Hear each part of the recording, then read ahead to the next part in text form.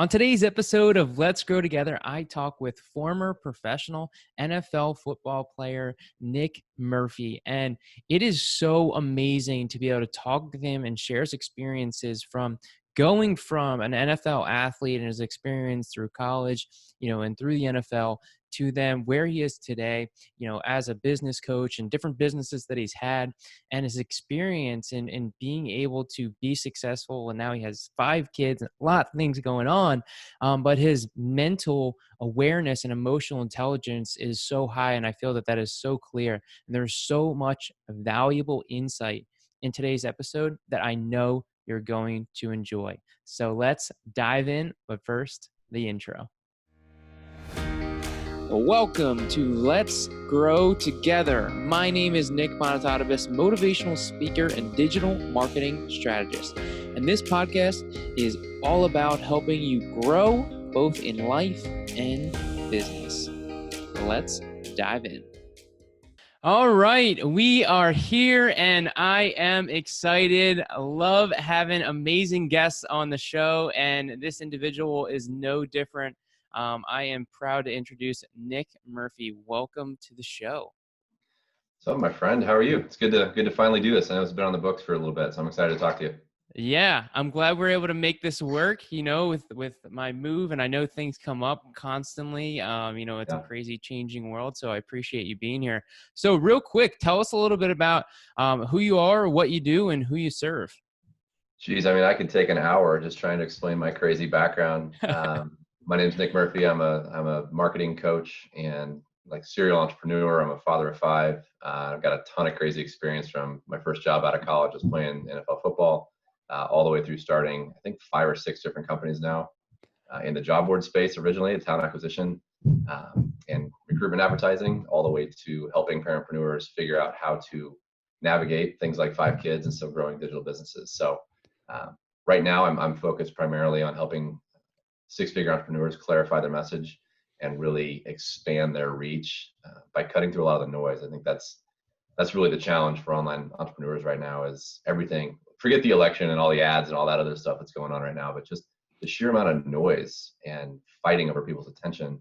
If you can't cut through and have a message that resonates with your ideal audience and pull them into your world, you've got absolutely no chance of selling anything to them. So that's what I'm really focused on now, and having learned the hard way over 15 years as an entrepreneur, probably spent $1 million of both my money and other people's money on doing things not always perfectly. So I try to help entrepreneurs with that, from that crazy, weird background. Love it. Yeah. And I'd be lying if I didn't say that I wanted to dive into your NFL career as an Eagles fan. I should move this plant. My hair always looks crazy on webcams, but I feel like it's growing out of do what I gotta do. No, you look great. You're good. So tell us a little bit. So, you obviously, you mentioned playing professional football, and that is so awesome. But what you often don't hear is life after football. And so, you've got this journey, and I'd love to kind of dive into what that journey was like, from being a professional athlete and how that's transitioned, and also potentially how that's helped you. So, if you could just kind of talk us a little bit about how that, your experience in the NFL, and I'd love for you to talk about the Eagles if you could, because obviously I am a fan. I'll do that. I think we've all seen those signs or the posters, or everything I need to know I learned in kindergarten. I could say the same thing. What I was able to learn about myself, about resilience, about teamwork, about doing your job, about being accountable, about not making excuses, about showing up and doing the work. All those things were taught, obviously, by my parents, and I was fortunate to grow up in a loving household with parents who were good examples and tried to hold me accountable. But being around coaches and being around peers and going through that experience as an athlete, particularly as I got to Arizona State and into the NFL, it was every level you move up, you're just surrounded by people who, and this is the interesting part about the NFL or any pro sport, is that when you're young, the talent gap between your best player on a little league team and the worst player is like this. And as you move up the levels, the talent gap actually gets like this.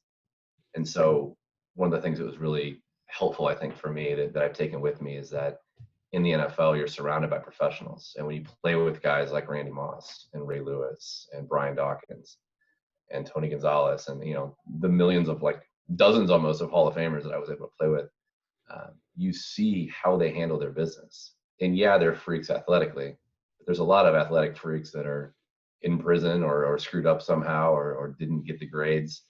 Uh, and so just the discipline and the professionalism in terms of doing your work and really honing your craft and getting better every single day, even when you're the best in the world, was something that really inspired me. And I think that's a lesson that I try to keep in the back of my head, because you're either getting better or you're getting worse. And there is no staying the same, no matter what level you're at. So that's probably the biggest takeaway I think that I've taken away from Yeah, that's so awesome. Yeah, and again, naming some big people, which is really cool. And like you said, business, because again, it is their job, it. and as a spectator, we often, don't always see it like that. You're like, you just get to play football, but it is a job, and there's, tons of pressure that comes Yeah. into it. It's like And one anything, honestly. Like I remember, and I try to, it triggered something for me, so I wanted to just touch on it. It is a job, and just like any job, there are days where you just don't want to do it. There are days where you don't want to go to the practice field for 3 hours in the heat. There are days where you don't want to get up at 5 and go to the gym. Like there are just days you don't want to do it. It's like any other job, sales or manual labor, whatever we do. When it's a job, when it's a requirement, when it's how you make a living, there are those inevitable days where you just don't feel like it. And so the mental game that we have to learn to play of preparing yourself and following the process. And I think that's what football in particular is really good at, because you don't, it's not like baseball where you play 300 days a year and you practice once. It's almost the opposite. You're always practicing, always preparing for very, very few shots to actually go out there and show out. And so that process of following the plan and showing up when you don't want to and anticipating that feeling coming so that you can power through it in the moment is really, really important, both in sports and also in business. Yeah, absolutely. And I think it's such an important aspect, like you mentioned, and you again having those struggles, but putting in the work. So I'm curious, from like a habit standpoint and routines, what are some of like the habits and mindsets that you needed to adopt as a professional athlete? And then also bringing those into your, current life. I know you mentioned like continuous growth, but other actual habits as well. Habits are tricky. And actually, I have a book right next to me right now that I'm rereading for like the fifth time. If you guys haven't read Atomic Habits, it's amazing. Yeah, Uh, read it but 5 habits can times. get Yeah. tricky, and I think habit stacking is important. And really, at the end of everything, I think if you're going to be mentally tough, if you're going to do anything around what this entire podcast is about, it starts with self awareness. And you have to be self aware from a non judgmental place. You have to just be able to call out, like, oh, isn't that interesting that this is my default behavior? This is my default reaction in these instances. And do it without judgment, because once you identify it, you have a chance to kind of reverse engineer a solution to it. But um, being able to be self-aware of things, anticipate that they're going to come, and then you've got to practice. Like being mentally tough, we all get sucked into mental states or conversations or reactions that we don't like, that we know don't serve us, and that's okay. We all do it. We're human, right? Like nobody's perfect. But the ability to understand emotional mastery to the point where you can pull yourself out of that and snap into peak performance on demand, that's a skill that I think a lot of pro athletes have. They can compartmentalize things and they can get into the zone and block out everything else. You have to be able to do that at that level. And I think that's probably the most profound one for me is just taking a minute, getting my swing thoughts together, if you will, and blocking out everything else and focusing on what I need to do and just being present in that moment has been really, it's served me well. And I think it serves people who can do that really well. Yeah, emotional mastery. I love that you said that. Is there certain things that you have done to enhance that? Being able to develop that self-awareness and practices that you can implement? Um, I mean, I surround myself with people who, one of my mentors and best friends was my sports psychologist from ASU, and I was 19 years old. I talked to him yesterday on Zoom, and he walked through this entire thing again. And so it's timely that this is being recorded the day after that. But man, they're surrounding yourself with people who understand it, and people who aren't going to have a victim mentality, and people who understand that they are responsible for their own happiness, their own attitude, their own perspective, their own success. Doesn't mean shit goes right all the time. I mean, it doesn't, but it does mean that you're accountable to it and that you're working on it and that you're surrounding yourself with people who inspire you to be your best version of yourself. And I think that's, that's all we can really expect of ourselves, is to put in the work and try to get on a trajectory that over time, there'll be peaks and valleys, but that over time puts you where you want to be. Absolutely. Yeah. I've found, the more I surround myself with other people, I just constantly get elevated. And I've also been able to elevate other people, which is, a cool aspect that comes with that when you surround yourself with other people that have similar goals and similar You're so far mindsets. ahead of the game, dude. Like you're so positive and you're such a great influence and you show up so well. So I mean, I'm gonna be 41 next week. You're way ahead of where I was when I was your age. Thank you. I appreciate that. I do. It's every day trying to work harder, just like you mentioned, like working to get better. Now to transition into like the finding people, I find that to be such a difficult thing, especially when I was first getting started, Yeah.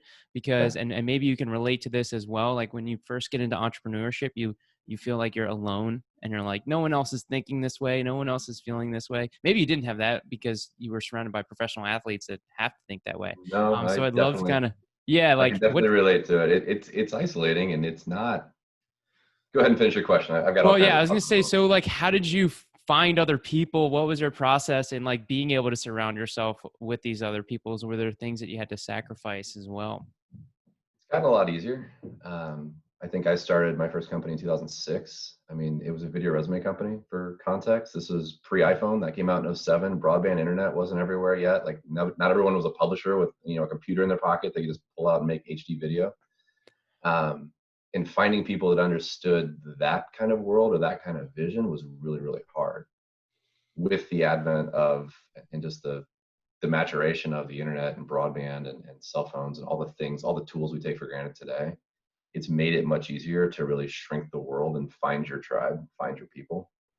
BBD, with James and Tribe with Stu McLaren, and some of those programs that you purchase.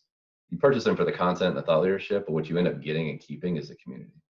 And so I Hmm. think being involved and investing in your growth, not just around this thought leader, this expert can teach me this how-to thing, but am I putting myself in a position where people are going in the same direction I am?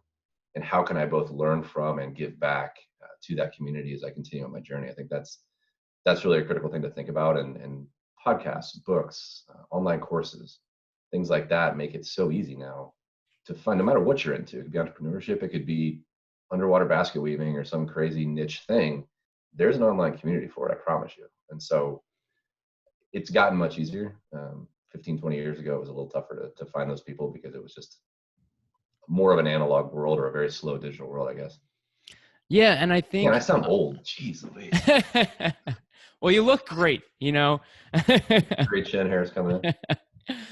But it's you're hitting so many nails on the head too, on regards to like the accessibility to so many things in regards to books and podcasts and Facebook groups to be able to jump to, programs to be able to pay for and go to. And I find that a lot of people often they they don't even look for those opportunities. I was like talking to somebody recently and they're like, oh yeah, I want to do this. And I'm like, well, what's stopping you from doing that? And they just had this like list of excuses of like why they can't do this. Yeah. And I'm just like, there's so many ways for you to get your foot in this door and you just like blocked off everything. Um, so it's such an interesting aspect. And like you said, podcasts and books, are there certain, it's kind of a different question about my certain podcasts and books that have really helped you along this journey? There's a bunch. Blue Ocean Strategy was one. Where just it's more of a business book. It's kind of a tougher read. It's not a simple read, but it goes into the difference between blue oceans, which are basically untapped markets, kind of like micro segments with inside opportunities. That's a good one just to get you thinking about like, am I positioning what I want to do in a way that's going to actually be responded to in the market? Is there an opportunity here? That was one. The One Thing by Gary Keller, I think, is really, really helpful to kind of help manage overwhelm and focus on what's the big. And the question in the book, I'll shortcut it for you if you haven't read it, is what's the one thing I could do today that would make everything else less important or unnecessary? And it's just this constant mantra of like, what's the big rock I can move today? Because I can't do everything on my to-do list. We never do. And that's why to-do lists can spiral into almost feeling overwhelmed and completely out of control. We're not doing our best work. We're trying to check off boxes rather than move one big idea forward.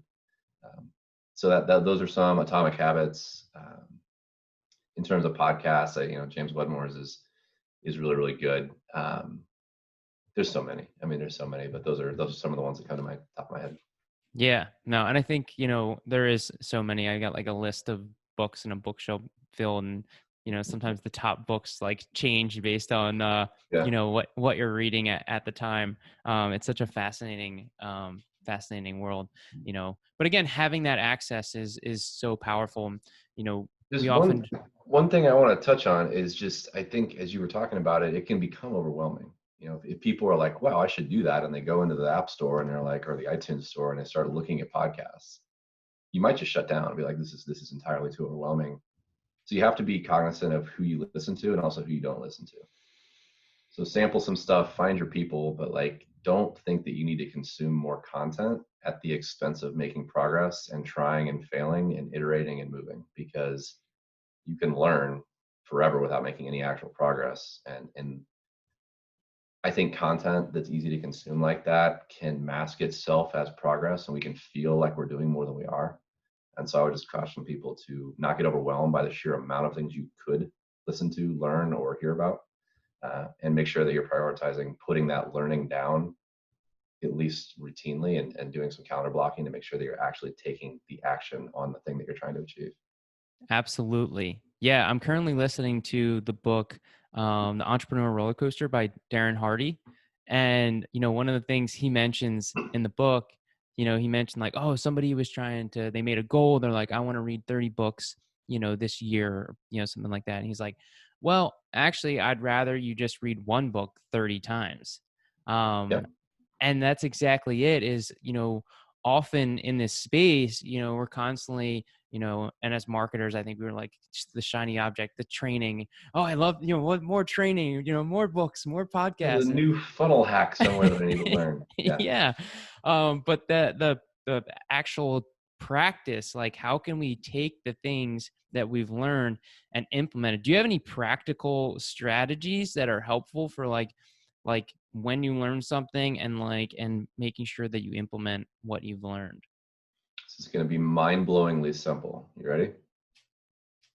Just decide to implement it and block out the time on your calendar. Like, you just decide. Like there's no magic formula. There's no like big process you have to go through. Like, here's my goal. I'm clearly defined on where I want to go and what I'm trying to build. Here are the learnings I think are going to be helpful.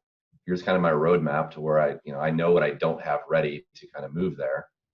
Let's actually decide to implement the thing I'm learning about, to check off that first big one thing, to go back to the book, that gets the foundation rolling. And I think, I mean, you're familiar with James and BBD. This He has this metaphor of building bridges, and Mm-hmm. entrepreneurs are guilty of this, and I was guilty of this, and so it like just hit me in the face a couple years ago. This idea of like starting something and you're building a bridge to, like, I think he calls it Desire Island, right? And so you get, I don't know, a couple hundred meters into the water, and you're like, oh, there's this other thing I should build. I want to build a membership site anymore. I want to build an online course. And so you stop, and then you start building this other little bridge for a course. Then you decide a webinar, and then you decide you want to pivot.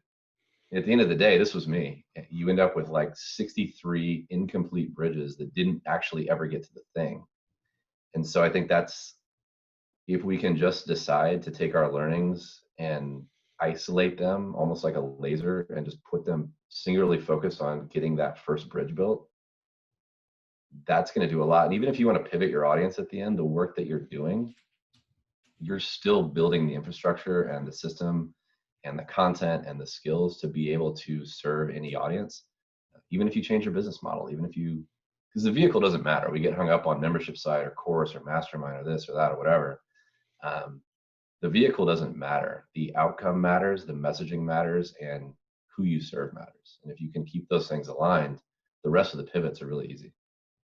I shouldn't say Absolutely. they're easy. They're simple. They're a lot more simple than we think they are. Right. And that is such a great point. I love that you said that there's a big difference between simple and easy.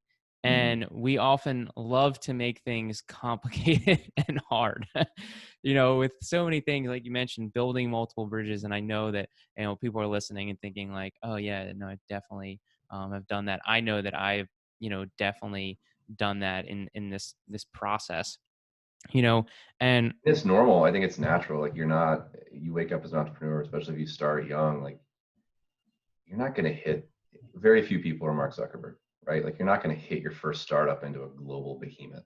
It just, it does not happen. And so expect that. Again, it kind of goes back to like anticipating the peaks and valleys.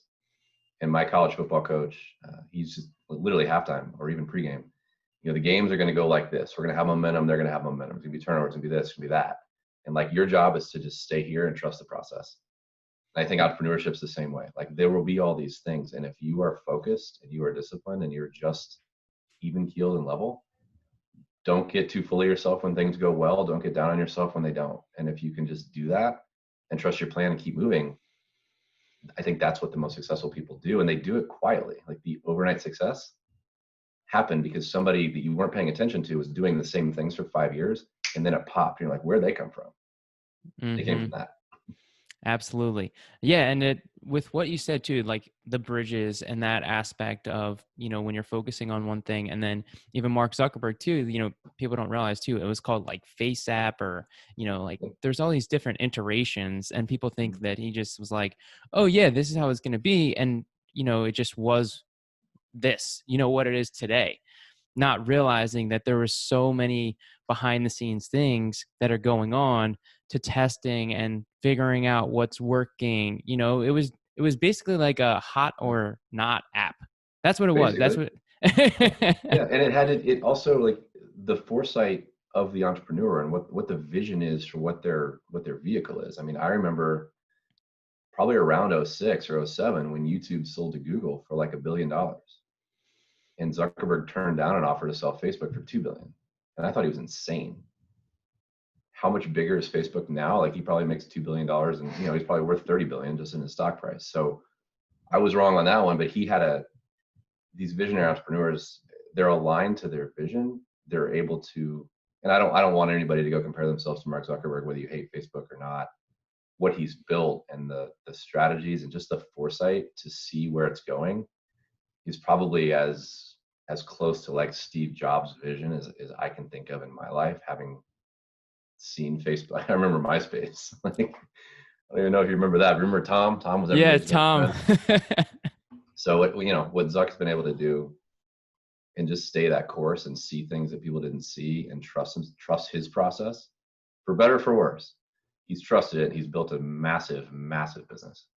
Yeah. And I think a big part of his process comes down to just doing and figuring out what's working.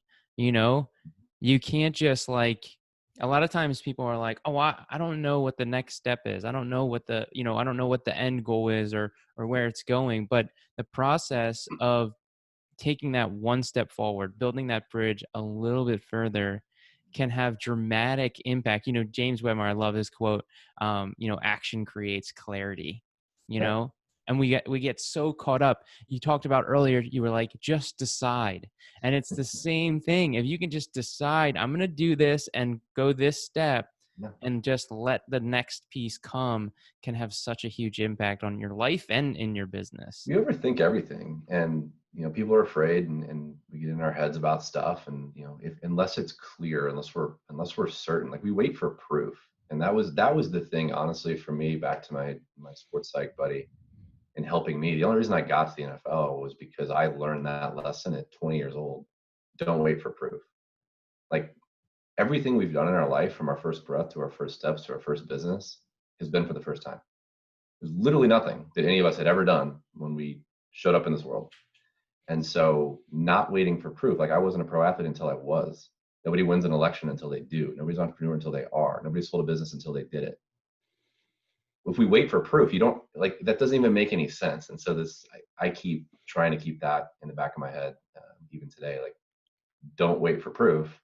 Act as if, and it's kind of very Jamesy in different words, but like, be that person now, and the outcome's going to happen. If you wait for proof, and then you'll be okay, and then you'll start doing things that successful people do, or elected officials do or pro athletes do, you're never going to become that thing that you seek to be. So do not wait for proof, because it's Yeah. impossible. Yeah. And even in a more simplistic aspect of, like riding a bike, it's like you have to just like ride it. You have to fall Yeah, off a few times, like maybe start with some training wheels. It's just that process of doing. You can't yeah, expect to be great at something without first being bad. yeah, When you started playing football for the first time, you weren't out there just like, kicking massive punts. It starts yeah, with the process of just like figuring it out.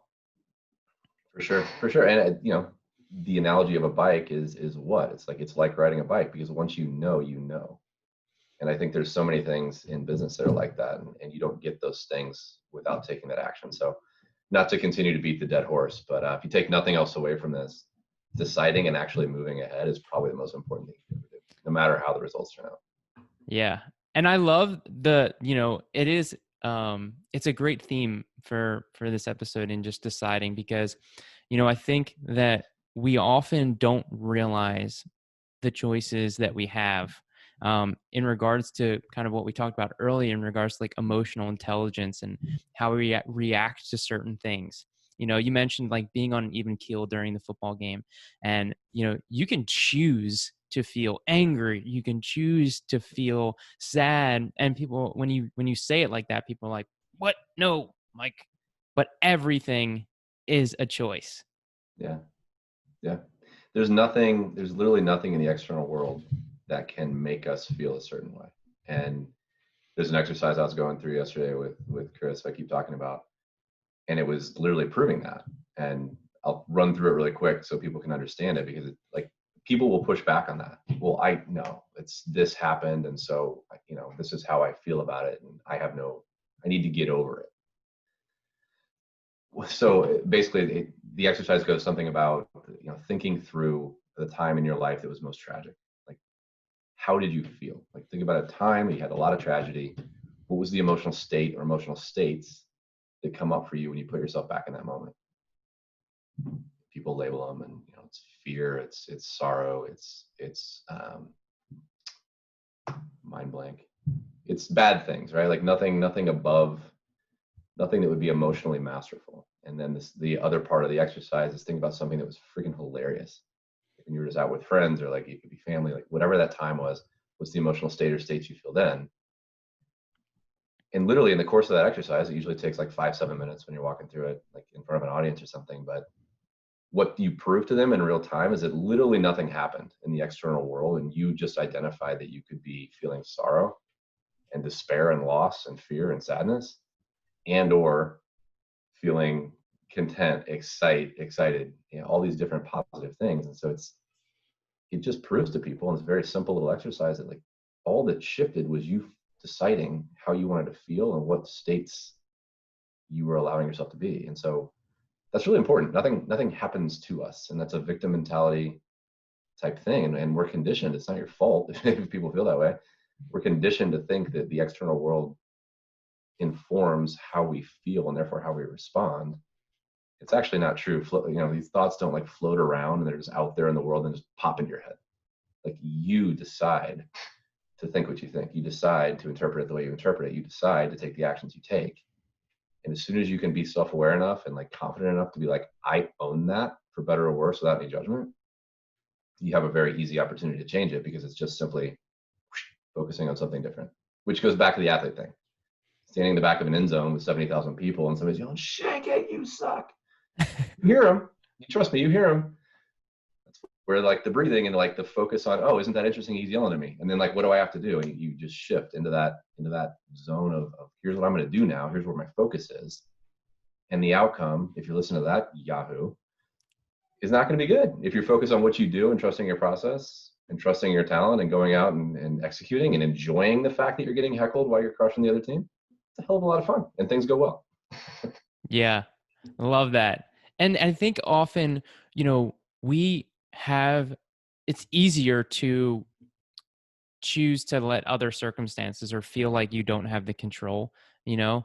But like, oh, like it Easy. was because of It's this. easy. Yeah, it's super easy. And you get people to be like, "Oh, I'm so sorry. How are you? How are you?" And like it feels good. Like you want people to. That's part of like the emotional human experience, and it's fine to want that. But anyway, like yeah, it's easy to do that. Mhm. Yeah, to choose, something else, "Oh, well, I messed up the point because I heard that guy yell something." And it's like, "What?" Come on, like that. You have And full I control. think that's the like radical accountability in sports, especially in football. Like my high school coach, he played at Notre Dame, and so he won a national championship on I don't know '88 or something like that. So he was a backup quarterback, but he played at a high level. He played for Lou Holtz. Like so when he talked, as 16, 17-year-old kids were like, okay, but you jump off sides a couple times and there was a mental lapse or he didn't feel like the team was focused. The next penalty, guess what? Everybody stopped. Everybody ran. Like the accountability of like I don't care whose fault it was, you are contributing to this and you have a chance to impact it positively even if it's not you physically. I just think that's a really really valuable lesson, like to be that accountable for everything that happens in your life because things don't happen to us, they happen for us. That's just a decision. Is this happening to me or is this happening for me? Now I have an opportunity to change my perspective or change where my energy is flowing and actually go execute something that I give a damn about rather than this like, oh, woe is me and posting on Facebook about, how you got laid off or whatever happens. And things do happen, but they happen for us, not to us. Right. And a lot of times it can lead to something great, something like, getting fired can lead to another opportunity. It's how you choose to, make that experience, um, within yourself and what you wanted to move forward. I always, when I think about like choosing, like, yeah, you can either choose to be happy or choose to be sad. Like, which one sounds nicer? I got Yeah. two options for you here. Yeah. What And do you which want? one actually, regardless of which one you choose, your actual external circumstance is the same until you change it. So what's a more powerful state? Woe is me or bring it on. Yeah, I mean, they always use, analogies too of, people that are, less off and are just like super happy, Yeah. and people who are super wealthy and absolutely miserable, you There's a know. study, I think it's Daniel Kahneman did a study on the, I'm going to butcher this, so don't quote me on this. I'll try to find the link for you after this. You can actually have people read the real stuff. But it's about the intersection, how related money is to happiness. And it's almost like this exponential curve up until you hit a number. And then from that number, all the way out, no matter how high the number goes, your happiness line stays basically flat. And so I always ask people like, what do you think that number is where you're exponentially happier until you earn this much and then it's the same. What's that number? And the number is $70,000. It is 70. I thought it was 70 because I think I've heard this before. Yeah. 70 grand, right? Which, okay, if you're making a lot less than 70 grand, then if you're making 30 and then you start making 60, yeah, you're almost doubly happier because you can afford more things and it's more comfortable and you remove that stress. But once you earn 70K and you can put a roof over your head and make sure you eat and you're not living high on the hog, but you don't need things that you just physically need. Your Maslow's hierarchy is taken care of. Whether you make 17 million or 87,000, like it doesn't move your happiness barometer very much. I think that's a study that's interesting and important, and then also makes a complete amount of sense when you look at it. Yeah, and the hierarchy is so interesting in focusing on that, and we have a mentality, especially sometimes in our growth mindset, is like more, more, more. If I have more followers, if I have more money, then it will do, this for me. And and it goes back to what we were talking about earlier. You were mentioning, about just like the mindset of like being it first, and then the rest, will follow. And I think that's just such an important concept to hone in on.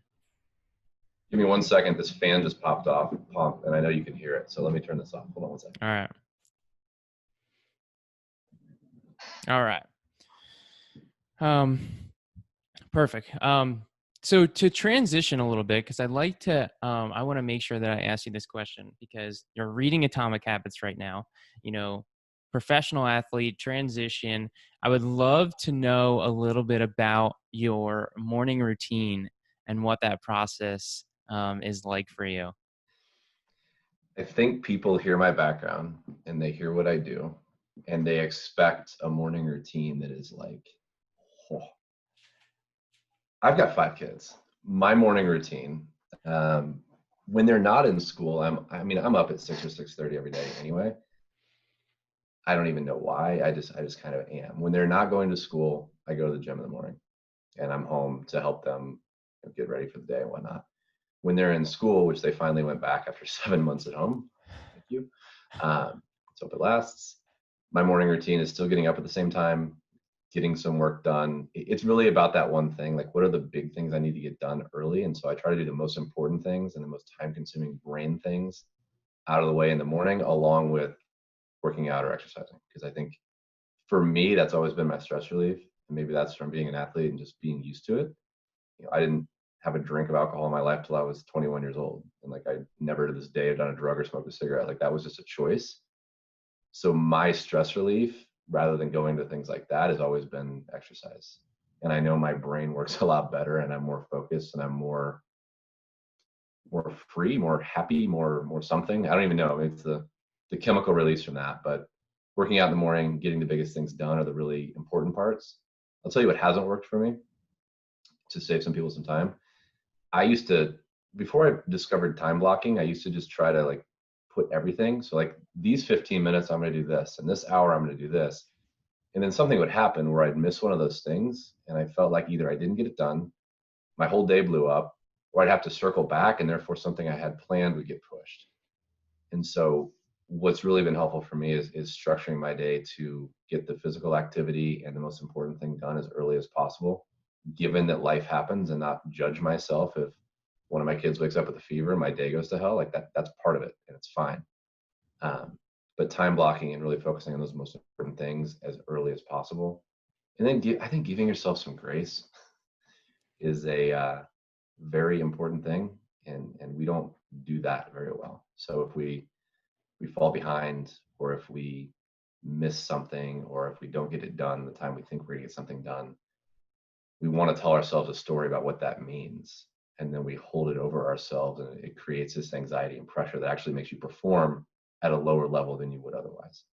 So just understanding and being forgiving that like you're doing the best you can. And if you're structuring your day in a way that is intentional, that you follow more often than you don't, that's awesome.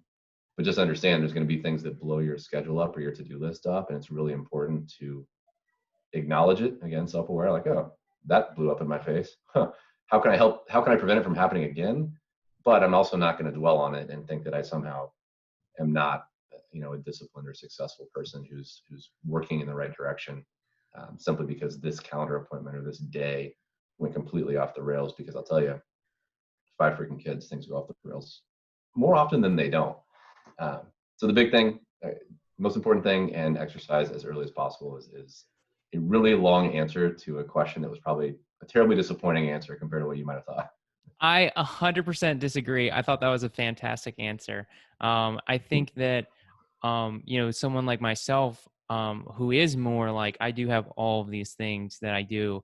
But I think the most important thing, in my opinion, of what you hit on is, and Gretchen Rubin talks about this in the Habits book, Better Than Before, about not being chained to your habits.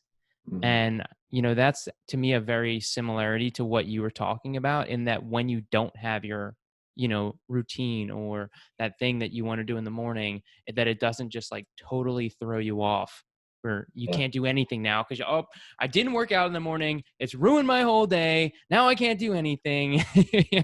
Now I won't eat because I don't want to gain. It's that. I think the Atomic Habits book talks about casting votes for the person you want to be. I think that's a really, I don't think it says that. I know it says that, but it's a really important idea. And what they mean by that is if you don't get your full workout in, do 10 push-ups, do one push-up, put your running shoes on and go for a walk. Like, and it's not about doing the best, most perfect workout. It's about casting a vote for the kind of person who never misses a workout. And I think that little habit hack, if you will, can be really helpful. So maybe you don't get to this key project, but maybe you sit down and you write the subject line for the email that you'll write tomorrow. Maybe you bullet out what it's going to be for your course, even though you didn't sit down and design it in 5 hours you had allocated to do it. So there are ways to I hate saying trick our brain because it is just simply deciding to look at it differently, but game it gamify it for yourself all you want. Like I think we all know how our brains work and where we tend to be hard on ourselves or not. So play a game with yourself to get the result you want, but finding ways to do a portion of or a smaller version of what you intended is a really good way from this book, I think, to release yourself from the guilt or the pressure of thinking that you aren't on pace. And I know for some personality types, being behind or not being on track or feeling like you're never going to get out of this hole that you've created for yourself is completely paralyzing. And so that might be a little way that helps maybe somebody out there get around that, which would be huge. Yeah, absolutely. And everyone is different. I think that's an important thing too. So, again, for you to say like, oh, my habits are not what you expected. And it's like, no, I think that's what brings so much value and insight because everyone's personality types are different. Everyone has different, routines and things going on. And I know with kids, it's a whole, well, I don't know, but you get it. Well, in 10 years, when my youngest is driving and the rest of them are in college or adults, like my habits and my routines will be totally different. And how I can control my day will be completely different. But the reason I do what I do and have the flexibility I have is to be there for them. So it's these, there can be conflicting priorities, I think. And that's what I talk about with parentpreneurs. Like there's life and then there's your business. And they have to be able to integrate. And you have to understand that some days are going to be very personal heavy and some days are going to be very business heavy in terms of how you have to spend your time. And that's okay. And it's good. It's normal. And in the end, it'll balance out as long as you have a plan and attack it from a place of self-awareness and personal growth rather than guilt, shame, or overwhelm. Yeah, absolutely. And I think, one of the key things that you're kind of bringing up there, I'm noticing is, the work-life balance. So, kind of what's your take on that? That's a great question. I think it's changed. When I heard it years ago, work-life balance meant just that. Everything was balanced, and every day had a little bit of everything. And I think it's kind of like a relationship, kind of like a marriage. There are days and there are times, maybe entire seasons of life or your day or whatever, where it's 90-10. There's no balance.